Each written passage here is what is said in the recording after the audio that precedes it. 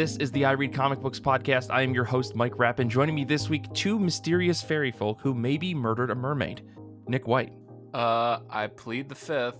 And Paloma. Who's to say? This does not bode well for me as a mer person. Welcome to episode 369 of the show. I was just going to say nice, but I figured I'm an adult. We're going to move past that. We're here to talk about comic books today. I don't have any major announcements. I hope you've been reading things for our Goodreads book of the month. It's Black and White Comics. There's a lot of really good stuff out there. I think last week, both of my books are black and white comics, and they were both amazing. But let's get into things. Let's talk about comic books. I have two legally mandated questions that I have to ask, and that's how have you been? How have comic books been? Let's start with you, Nick. Things have been good. I feel like this is another perfect opportunity to promote our wonderful West Michigan Weather Watch merch. And additionally, it's been quite a time for West Michigan Weather Watch. We spent the beginning of the weekend under a fire watch.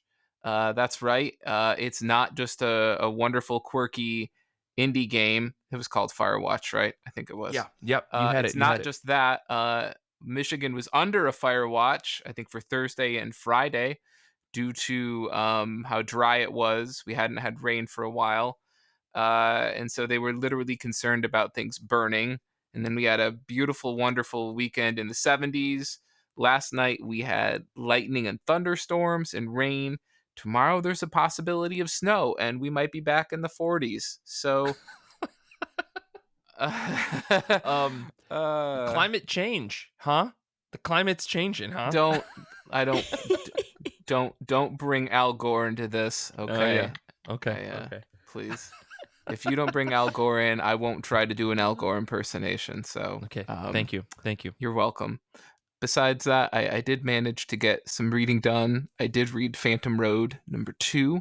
This is written by Jeff Lemire, art by Gabriel Walta, colors by Jordi Belair, letters by Steve Wands. I said at the end of the first issue that I really didn't understand where this book was going or what was really going on. Mm-hmm. And at the end of the second issue, still kind of feel the same. Okay. That's not... And I know, look, I am a Jeff Lemire apologist. I get that. But I don't have a problem with this. It's fine. Let's be patient and let the mystery unfold. Maybe that's something he sort of just picked up from his love for Twin Peaks.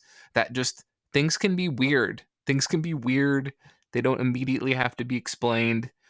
And if you're an established writer who, writes 14 comics a day and sleeps maybe not at all, you have the luxury of being like, hey, my book is weird and ambiguous, and it's going to do whatever it wants, as opposed to every other person trying to break into comics where it's like, you have 22 pages, convey this clearly, get the point across, hook people in, this is it, this is all you've got. And Jeff Lemire is at a point in his career where he can just be like, things are just weird, and welcome to this universe. So is this tied into the other stuff that he's doing with Andrea Sorrentino or no? Like, because I feel like is this part of Bone Orchard? I see. Right. I've heard Bone Orchard mythos is like very confusing. Like, folks who have been reading a lot of it, and I don't think I've actually talked to you about this yet at all, Nick.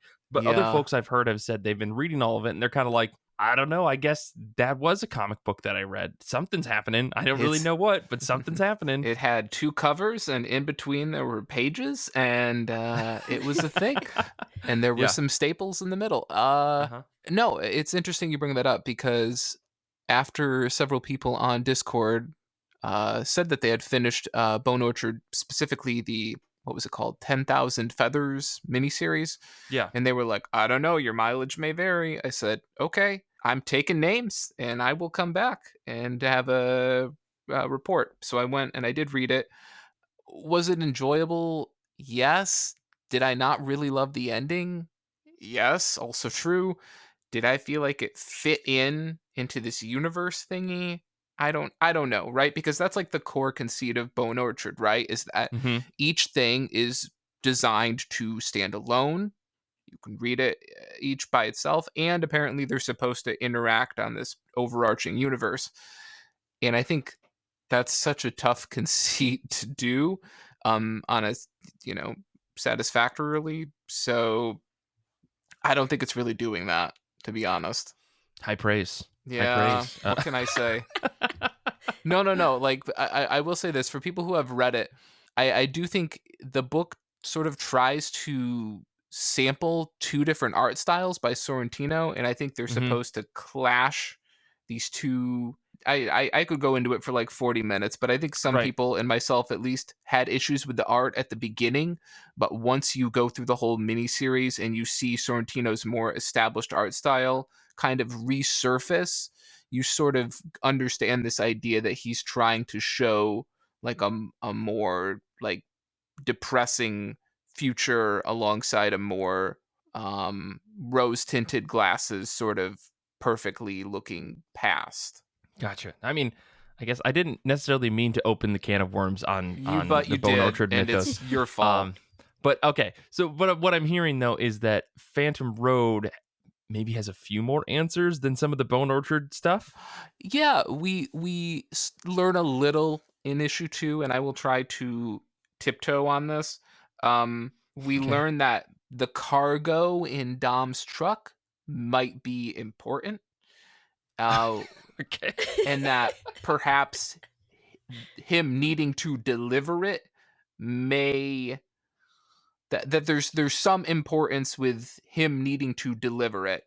And you could say, well, Okay. of course, Nick, that's stupid. But like even Dom doesn't seem to realize this. He's told this by someone else. Okay. When Dom is discussing this issue of why is there our world and alongside it this weird world of semi-humanoid creatures in this weird desert hellscape, right? Right. Right. So okay. Well, I probably will pick up the second issue for this. Didn't I realized that I didn't have it. So okay. Well, it sounds to me like there's at least something there that I will be slowly trailed along with a handful of breadcrumbs. Everybody in the chat, or I should say one person in the chat, was thinking the exact same thing that I was thinking, which is every time you said Dom, all I could think of was Dom, aka Vin Diesel's character Yes. from the Fast and the Furious series. So now I will be imagining Phantom Road Yeah. starring Vin Diesel. So thank you for that. Thank you for everybody for that. Probably. Yeah, why not? No. The long and short of it is like even if you maybe feel that things are still moving rather slow or that the plot twists aren't quite dropping at a pace that you're happy with, it's still Gabriel Walta art and it still looks great. Sure. So, Sure. I think if there's anything that can sort of tide people over, it's definitely that. So, yeah. Cool. Well, Paloma, how about you? How have you been? How have comic books been? What have you been reading? I've been pretty good. I got to enjoy the splendor, the bountiful nature splendor of reading comics outside, which is quite enjoyable, except it was way too windy, Nice. so all my pages were blowing everywhere and my hair was covering my face, so it made it hard to read, Mm-hmm. but the vibes were there and the vibes were right. And comics have been treating me well. It's kind of like my week of oops, all manga, but one that really spoke to me. It's that time of year. Exactly. I've been waiting for this since 2022 when this manga was announced. It's Yokohama Kaidashi Kikou, Volume 1 by Hitoshi Ashinano. When this was first solicited, I was like, I need that now. It's like a green-haired lady standing by little moped. Hell yeah. And was delayed. My local comic shop never got it, and I was watching it like a hawk. But it's here now in my hands, also still from my local comic shop. It just blew me away. It's so quiet. It's kind of like our time has ended and now we're entering a new era. Life's kind of quiet. And we follow this robot, android, not sure the qualifications here, but she runs a coffee shop and she's friends with this old man who runs a gas station and he has a grandson that visits her. And it's just so perfect, just so slice of life with that little bit of sci-fi because she's a robot. There's also some weird Mm-hmm. creature lady running out in the woods that doesn't really talk, and she's naked all the time. I don't know if I just repeated myself, but it's good. Our little robot's name is Alpha.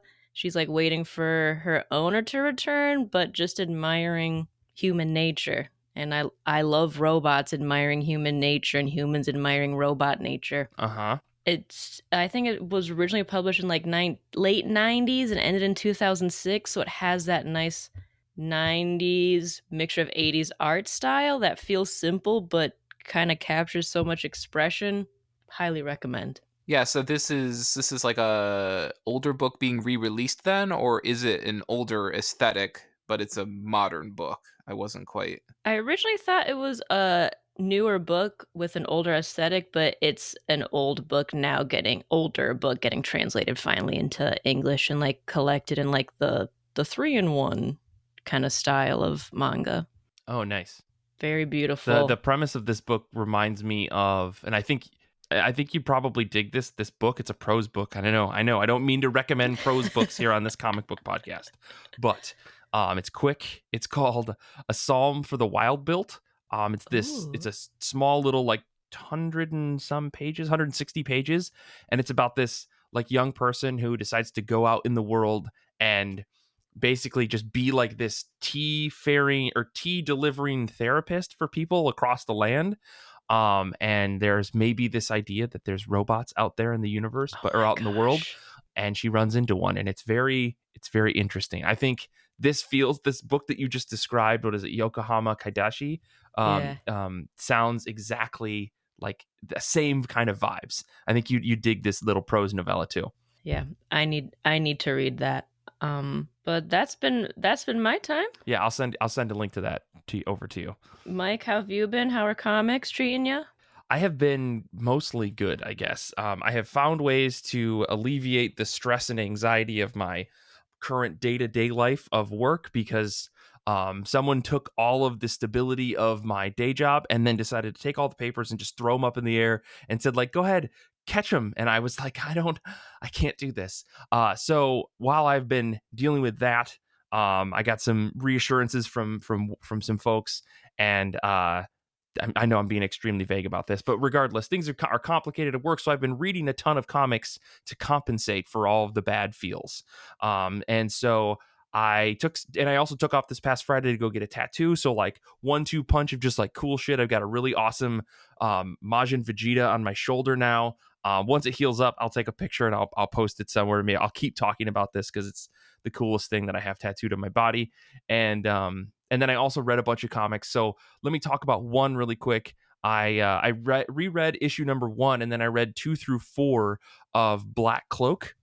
Nice. This is by Kelly Thompson, art by Meredith McLaren, letters by Becca Carey. If you haven't heard about this book, I know we talked about it, I think, when it first came out. I think when the second issue came out, I was like, I'm going to reread the first one because the first one was very complicated. And I never did that. And then 2 more months went by, and issues 3 and 4 came out, and I was finally sat down and I was like, I'm gonna read these, because the 4th issue came out this past week, and I was like, I'm gonna just read through all of this. And oh my God, did you know that this book kind of slaps? Did you know that this book is like one of the coolest looking comics on the shelves? And it also has a really cool detective story built into it with like magic and mystery and uncertainty and like a crazy world. And like every issue is just like an unfolding box of infinite lore. It's amazing. Like McLaren's art like takes a few pages to get used to, but I swear if you read the 4 issues that are out, or if you wait to get the trade on this, this series goes hard as hell with like this whodunit combined with character building, world design, and everything just clicking about this book. Like the pacing is amazing. Kelly Thompson, I mean, I don't know if you've heard of this Kelly Thompson person, but she is an incredible writer. And this Black Cloak series is a perfect example of her doing her top-notch work right now. This I don't know, there's so much to be explored in this world. We've got mermaids, we've got fairies, we've got elves, we've got humans, we've got political intrigue, we've got skeleton people who are on fire and they're just living their daily lives, right? Like everybody's living in the last city on this planet. It's the only place people can survive. Why? I don't know. That's not part of the story, because the story is a whodunit. A prince gets murdered and we got to figure out who did it, but also another person gets murdered and a mermaid gets killed. It's like, what? Like this first issue is very overwhelming. And I remember thinking, oh man, this is going to be really great to read as like a succession of issues. And reading issues 1 through 4 unfolding the mystery, finding out all of the intricacies of all these characters and the world that they live in.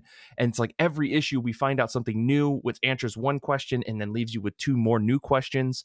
I want more stories in this universe, and I really, really hope that this arc or whatever we're doing right now is not the end of this. Like, this book feels dense, like Monstrous. And if you like Monstrous, you're going to love this. But I will say they're not the same kind of book. But I mean, just in comparative world building and lore and all the stuff that could go into it, this Black Cloak feels just as heavy if you want to get into it. Yeah, I don't know. Thompson and McLaren and McCary, they've put together like a really dense, well-paced, well-crafted story that I can't wait to read more of. And I will be extremely heartbroken if the story just ends after we figured out this one mystery. I want more stories about the Black Cloaks and why this world is separated into different factions and why there's only one city that everybody can live in and how the society even came to be. Like, there's so much politics and so much government under the surface of this story that kind of outlines the structure of things. Like, I just want to know as much about it as I can. And it seems like Thompson has the infrastructure in the world that she's built to tell as many stories as she wants. And I just hope that this isn't the end of it after this first arc, because, oh my gosh, it's so good. Issue number 4 is not even the end of the arc. It's like just the 4th issue in the story, and it's so good. The reveal at the end, so good. Yeah, love this story. Love this series. If you're not reading Black Cloak, fix it. Get on that. It's so freaking good. Have either of you read this at all? I just want to give you a chance. Yeah, I've been subscribed to this series as well. I've been picking up the issues, and it's my favorite one to read every time it comes out for the week. It's been really impressive, like the art style. I'm like, okay, this is pretty unique for something being billed as like the next saga. Like, the art style is very different. It's not your traditionally sexy Fiona Staples art, but it works so well. Totally. I feel like the dialogue with the characters and how like they're expressed with the art is just perfect. I love the dialogue where it's like funny and like snappy, but without like being like edgelordy or being like, I can't believe this character said that or used this kind of language. Kind of like the shock factor grab. Like, right. I read Saga, but I'm like, okay, not everything has to be this jarring. So I dig Black Cloak a lot. Totally. I'm so excited for more. And with issue 4, I was like, dang, what's gonna happen after they wrap up this mystery? Where's it gonna go? I hope it goes somewhere cool and keeps going. I know. Yeah, exactly. Nick, what do you think? Read the first issue. Definitely. It's been a while, so the plan is to definitely go back and reread that before even trying to attempt the rest of the issues. I enjoyed it, but it's definitely not a book that you can sort of like take a few months off, pick up the next issue and go, oh, I remember all of these people and all of their various motivations and everything. It's definitely, I mean, we say it all the time on the show, and I don't think it's always true, but this feels like a book that really benefits from trade, or it's going to benefit from reading it as a trade. Yeah. It's a beautiful set of single issues, but I think like it really reads super well. Like, Kelly Thompson has been able to consistently like draw really well paced through lines through every single issue where there doesn't necessarily need to be huge hooks like Saga, I think. Like, I think issue 2 or 3 doesn't end with a big like, oh my gosh. But it's still like, oh no, but you told me so much and you didn't answer all of these questions I now have, which is amazing. But yeah, I think once this first arc comes out, it's going to be a stupendous like sit down and read, and anybody who picks it up is going to be like, yeah, this is super cool. I guess one last note I'll say about the art, like Meredith McLaren's art is very interesting. It's not your traditional like Paloma said, super sexy, hot new shit comic book style. But to me, and this is the thing that like clicked in my head, is it feels like I'm reading a comic book that stars all of the chibi characters from a Final Fantasy game. And that is not a knock on the book, but I think like that's the best way to describe it, because like everybody's kind of just got this little like smallness to them and this kind of like again, like chibi style. And I really, really love it. But it definitely does not feel like your traditional, like perfectly proportioned humans, your Gabriel Walters, your Fiona Staples, your, dare I say, Jim Lee's, like of people who like are studying and trying to recreate regular human beings. I think McLaren's art truly leans into the fantasy world of everything to say, like, nothing is supposed to look like the world that you expect. Even the humans look a little bit different. So yeah, it's really, really good. Hope you dig it. Go check out Black Cloak because it's amazing. But before we spend the next another 20 minutes on this book, Nick, what else did you read? So I also read Teenage Mutant Ninja Turtles: The Trial of Krang, Volume 18. Story by Kevin Eastman, Bobby Curnow, and Tom Waltz. Script was by Waltz. Art by Dave Wachter and Corey Smith. Additional art by Mateus Santoluoco, Chris Johnson, and Damian Cosiero. Sorry about that. I was doing so well with the rest of them. At least I think I was. Colors by Rhonda Pattison, and letters and production by Sean Lee. A lot of names starting to border on like Pixar movie credits names. But Yeah. unlike a lot of books where like the number, like the moment that you pass like the 5 or 6 point mark of like creators involved and you go, oh boy, I think this is gonna be not great. Like there's definitely a cliff where the amount of people working on the book, you're like, oh no, like this was DC struggling to get this out the door in time to meet a deadline, right? When the Yeah. book is like 3 inkers and 4 colorists, and you're like, this is probably not gonna win issue of the year. But with this book, it does not fall prey to that sort of problem. I have finally decided to get back on this series. This is the big ongoing TMNT series from IDW, which I believe began in 2012, and then they just renumbered it maybe like 2 years ago for really seemingly no reason, because it continues the same story. Mm-hmm. So this volume's from I think like 2018. Just caveat emptor, buyer beware. If you thought this was going to be like an in-depth legal drama, you'll be surprised by just how little this work has to do with the American legal system.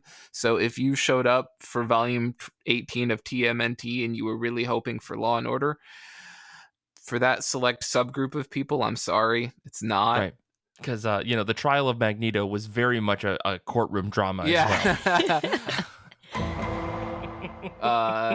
Which is kind of disappointing because anytime TMNT becomes something I feature, I typically sometimes end up going and writing a poem in attempt to preemptively capture the essence of the work.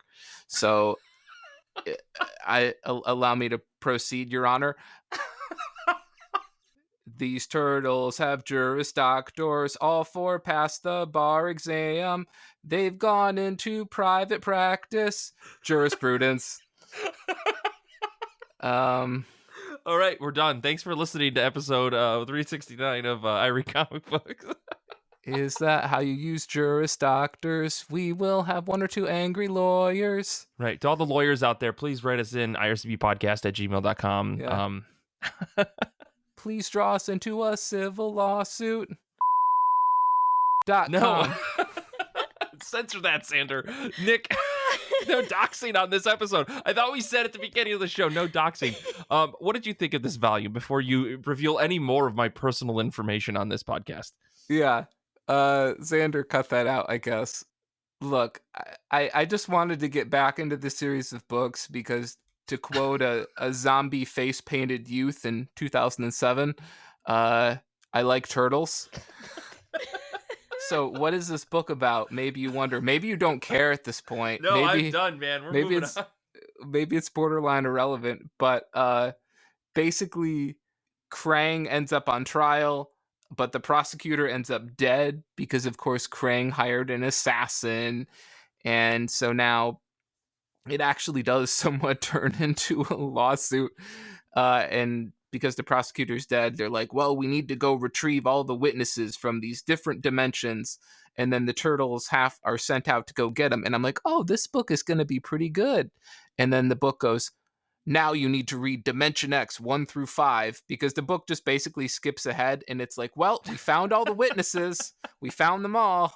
We solved the crime. And I'm like, oh, fuck, I forgot how this goes. Now I have to go read Dimension X. So, yeah, I mean, I guess what I could say about this book that I really, really enjoyed is that if you think that the Turtles are weird and Baxter Stockman is weird and Bebop and Rocksteady are bizarre characters, like, you need to go look into like the Triceratons, which are just heavily sci-fi weaponized galaxy hopping triceratopses, Sure. and go look at all of the other fucking insane characters that Eastman and Laird created.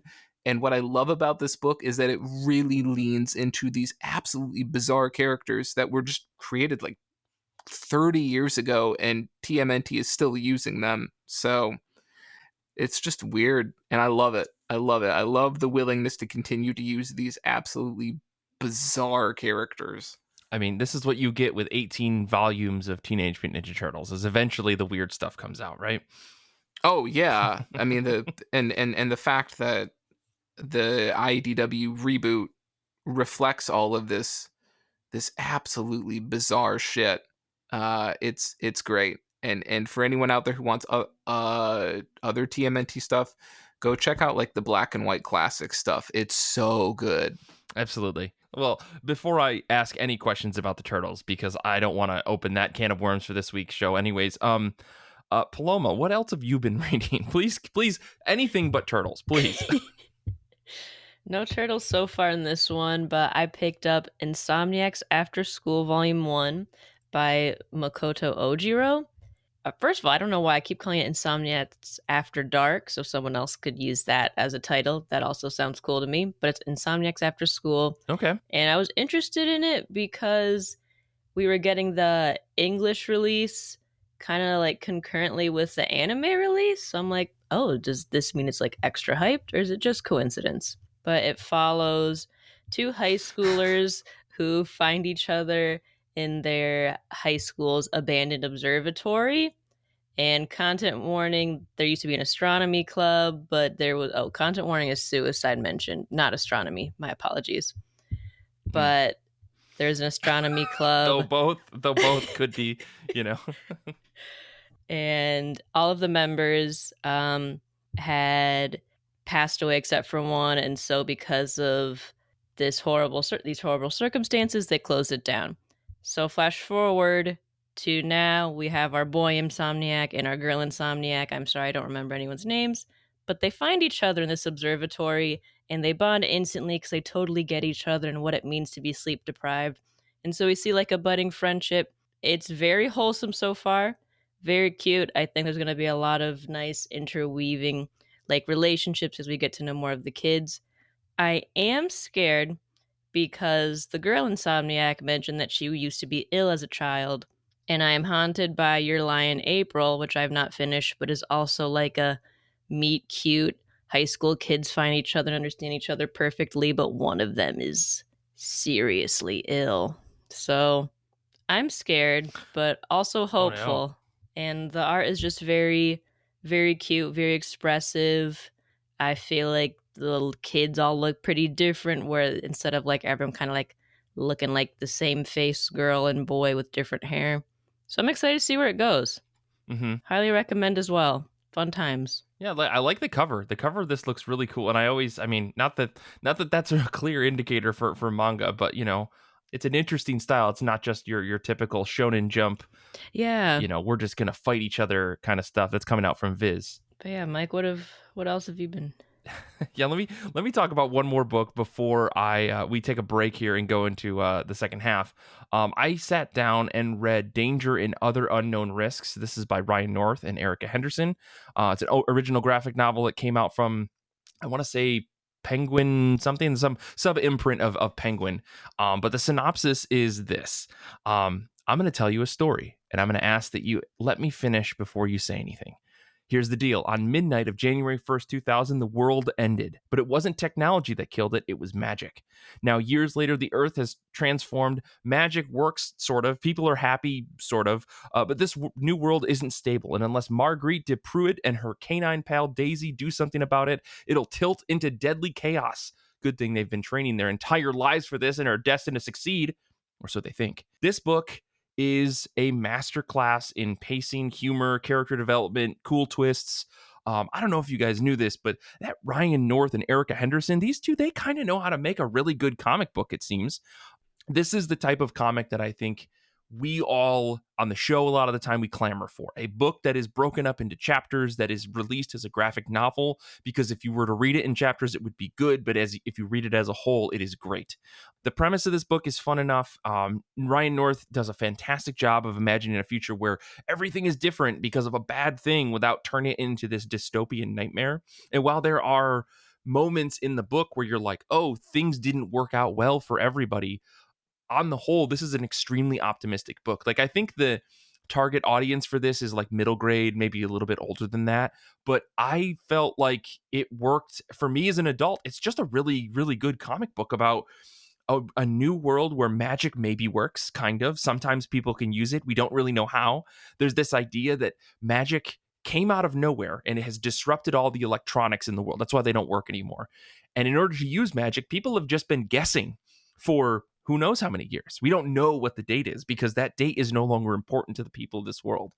It's such a smart way to kind of erase a bunch of expectations about what you think a dystopian future is and really bring you into this extremely rich world where we only get to see just a small glimpse of it in order to tell this story about Marguerite and her talking dog Daisy and their adventure to save the world, based off of a quote unquote prophecy. It's so smart, so well done. It's got like everything that you would want out of a really good graphic novel. It's super fun. It's super easy to read. Like, I sat down and I read it all in one go. And it's one of those kinds of books. And I don't know if anybody else out there is like this, but like when I sat down to read Danger and Other Unknown Risks, I was like, this is a big graphic novel. You know, maybe I'm going to be done reading comics for the night after I finish this, because sometimes books take it out of you. But this is one of those books that like greased a lot of rusty wheels in my head. I read this and then I went on to read like 6 more single issues, another graphic novel, like another volume of manga. And I was like, my brain was just like ready to take in story because this one book was so good. Like 5 out of 5, highly recommend this. Like, I read it digitally. I'm buying a physical copy next time I can get to a shop. I need to have this at home. Erica's art is amazing. Like, you think that you've seen good Erica Henderson art. You're wrong. You've not seen good Erica Henderson art. This book is her at her best. I think she also did the lettering, and the lettering is really interesting. It's like a combination of, there's the occasional caption boxes, but like the word bubbles are done in a way that like humans speak. And obviously that's a work between Ryan and Erica, like working together to try to like, you know, make things lay out. But like the way that they do interruptions of people speaking is not the way that a lot of other comics do. They're really smart about the way that they like overlapped word bubbles to show that another person was talking over somebody. Even to the point where our main character Marguerite is like talking to herself about something and she interrupts herself and the word bubbles overtake each other. It's so cool. Like, again, this book is so good. Highly recommend this. Like, if you pick up anything recommended from us this week, or this month, as far as I'm concerned, I don't know what the rest of April is going to hold for us, but I think Danger and Other Unknown Risks is like top book of the year. This is probably going to be on my best of for the year. Haven't read a book so far this year that it's going to top it or has topped it. So yeah, anyways, could rant and rave all day about this book, but it's very, very, very good. So, yeah, I guess let's take a second. We're going to take a quick break. And when we come back, we are going to talk about the books in the top of our pile. And we're going to talk about the fact that we don't have a guest this week, even though I promised one last week. We'll get into all that after the break. So we'll be back in just a second.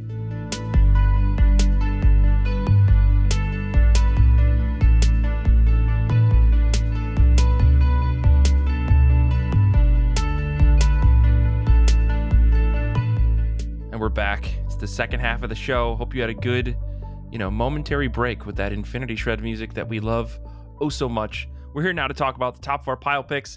And I guess before we get into that, I do want to say this week we were supposed to have a guest, Chris Solis. The Kickstarter is out right now, Flag to Fly #1. It's on Kickstarter. There's a link in the show notes. Long story short, some just business came up and things could not work out because of last minute issues. Totally understandable stuff, but yeah, it's unfortunate they couldn't be here to talk with us. So we're going to talk a little bit about the books on the top of our pile, and then we're going to talk a little bit about Chris's book, Flag to Fly #1. So let's just jump right into things. Nick, what is on the top of your pile? Whether that's a new book, old book, whatever, that's our normal spiel. Yeah, so for me, it's definitely gotta be the one and only The Forged #2 by Greg Rucka and Eric Troutman. Art by Mike Henderson. Colors by Nolan Woodard.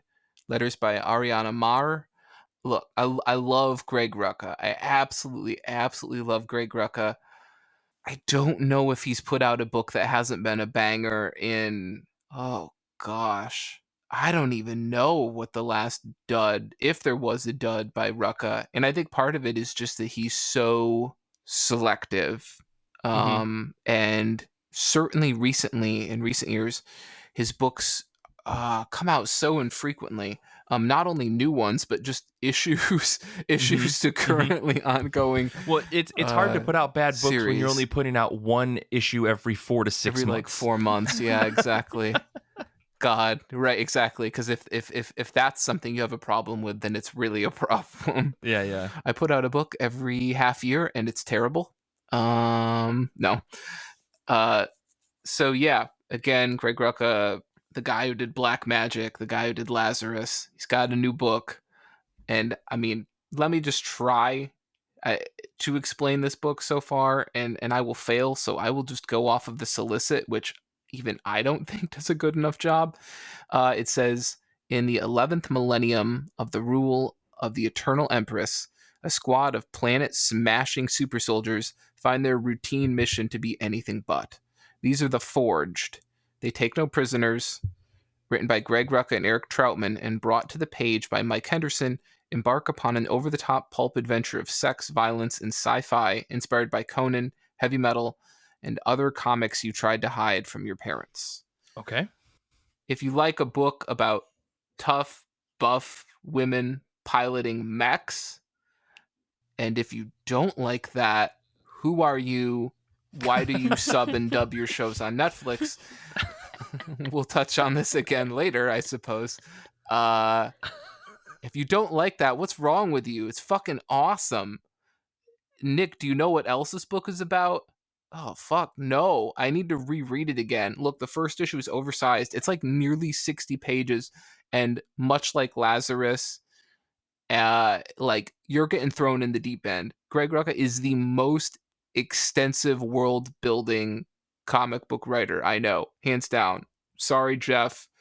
I love you, Jeff Lemire, but Greg holds the throne, and he wears the crown, and he is just the best world building writer out there. And it's just you just get thrown in the deep end. You know, you're just trying to keep your head above water as all of this stuff gets thrown at you, but eventually it will all make sense, and you'll be reading at issue 15 and like 27 and like 38, and you're like, oh, everything is like falling into place now. Like stuff from like issue 1 and issue 7 suddenly make perfect sense because Greg Rucka is a genius and everything just falls into place perfectly. And beyond that, Mike Henderson on art. Look, I wasn't crazy about Nailbiter, but obviously that was like 10 I know, gasp, whatever.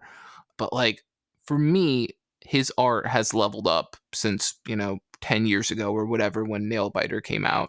Oh, and sure. I mean, it's not like his style has aesthetically shifted. It doesn't look completely different, but it's leveled up, and it,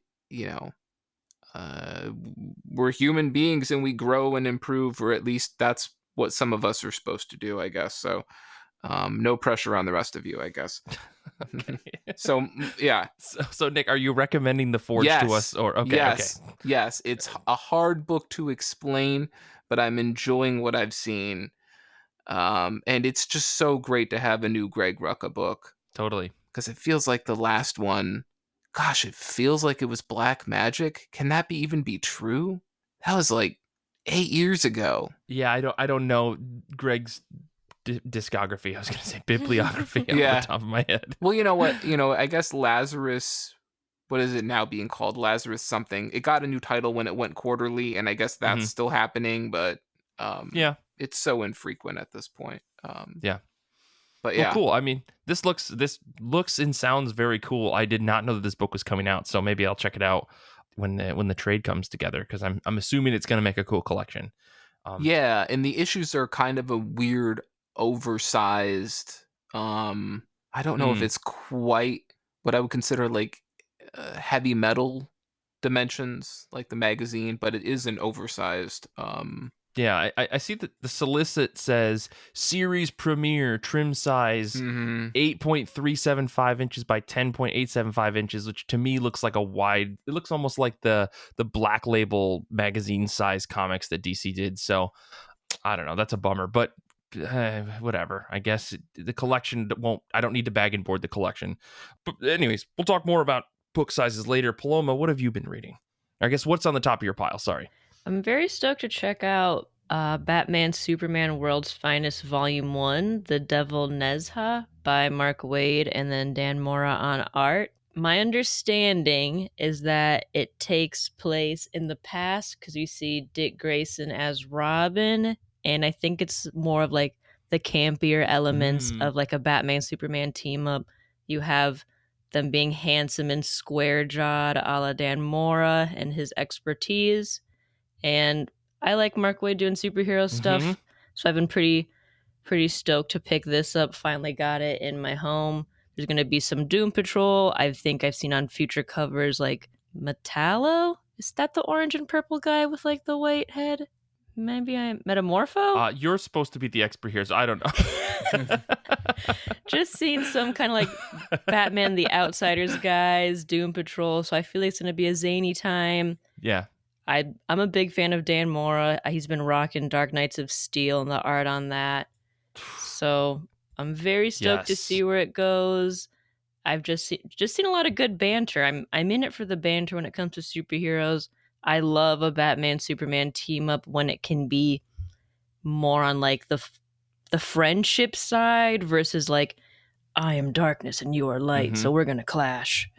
That's what I'm looking forward to. God, this sounds like a Paul book. Yeah.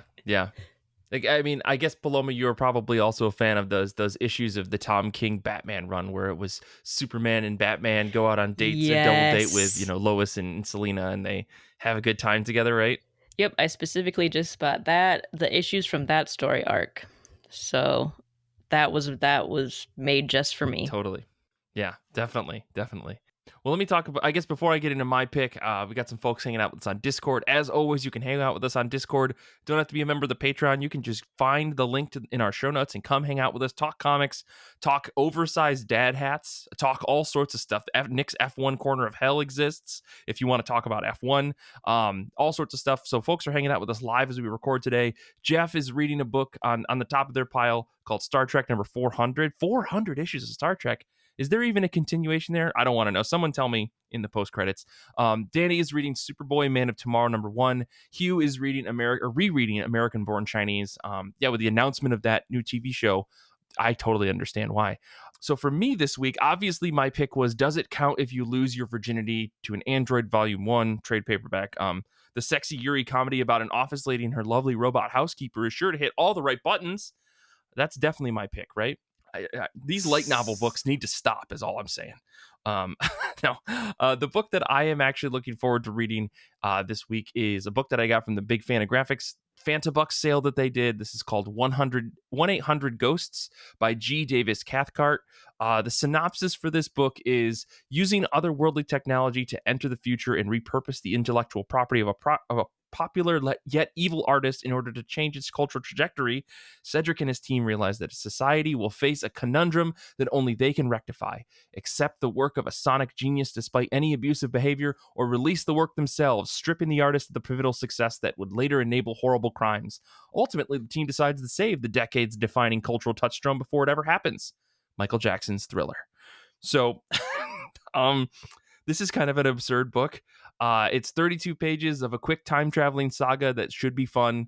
It's better than anything else that I saw coming out this week, at least. Insert an air horn. I'm hot takes only this week. But no, I wanted to read this. The art looks really cool.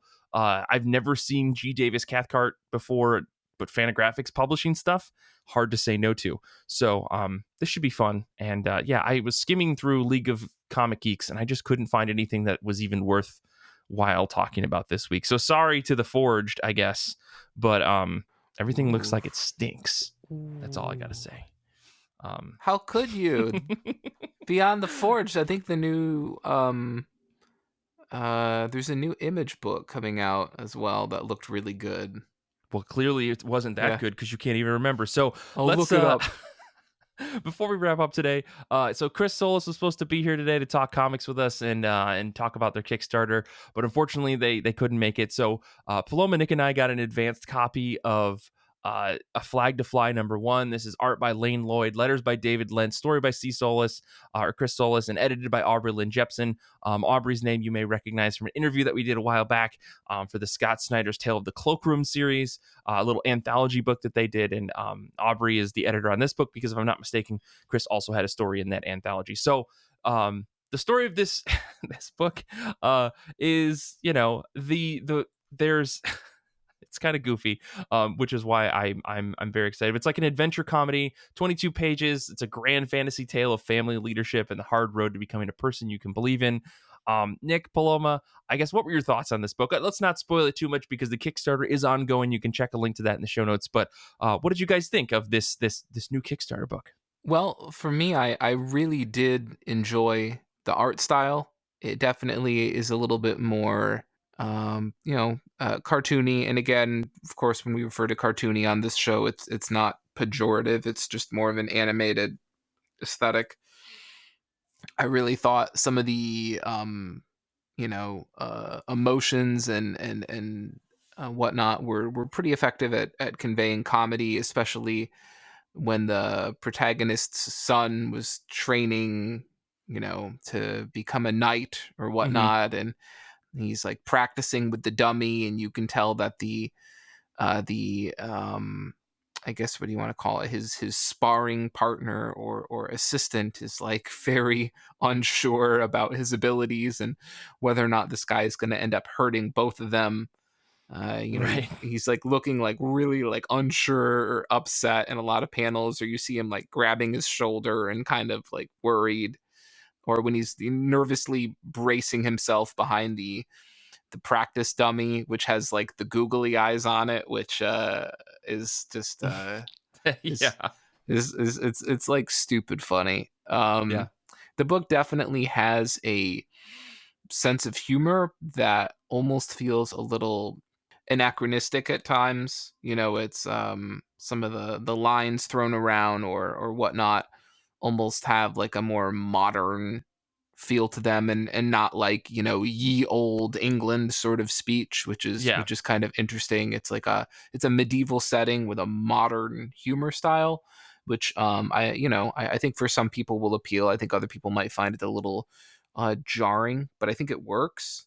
Mm-hmm. um Yeah, it felt very much to me like a cartoon that you would see on TV, where like it's yes. aimed at a younger audience, so it has to use like kind of common vernacular and stuff in order to get its points across. Because again, you lean too far into the ye old whatever, and I think that you get away from the humorous aspects of the comic, and you have to prompt things in different ways in order to make the humor work. Whereas if you just take the setting and then add like more just common speak to the way that people talk, it's much easier to kind of sell bits and jokes as the story goes on.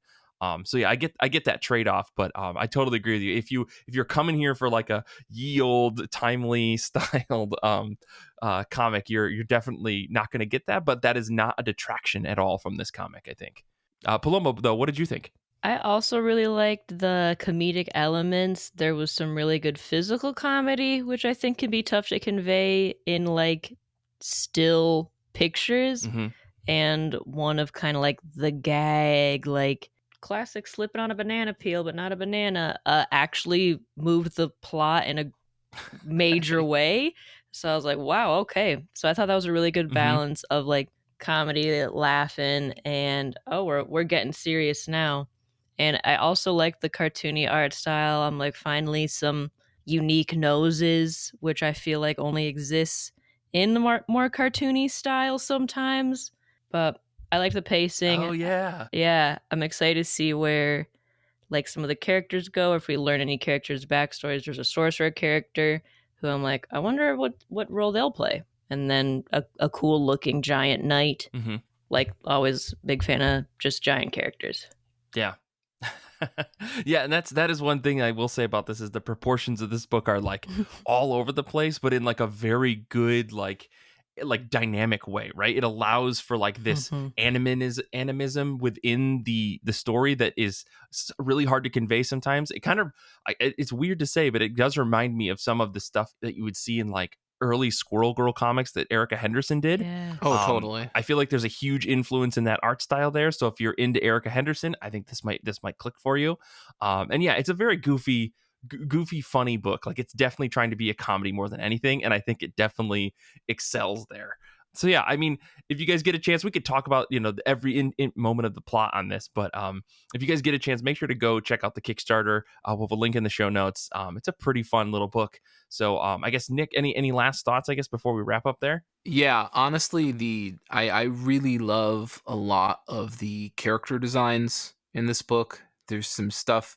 I mean, in general, the characters have a sort of a blockier, geometric style to them. Like even some of the close-ups on like the hands, the fingers look more Mhm. square and have sort of straight lines to them.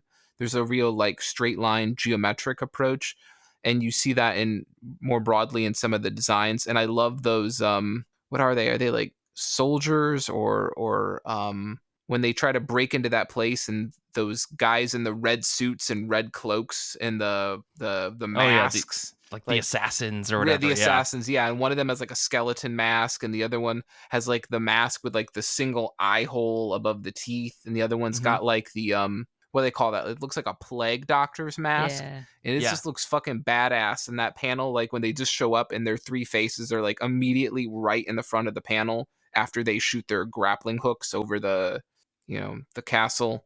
Hmm. Just Hmm. some really great, fun, bold character designs. Yeah.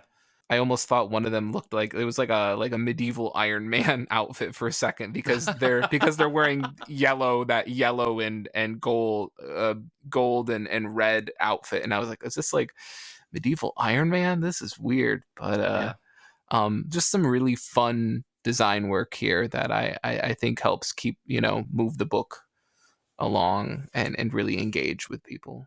Totally. Mhm. Paloma, last thoughts? Great character designs. I thought all unique, no chance of same face syndrome where you don't know who's who.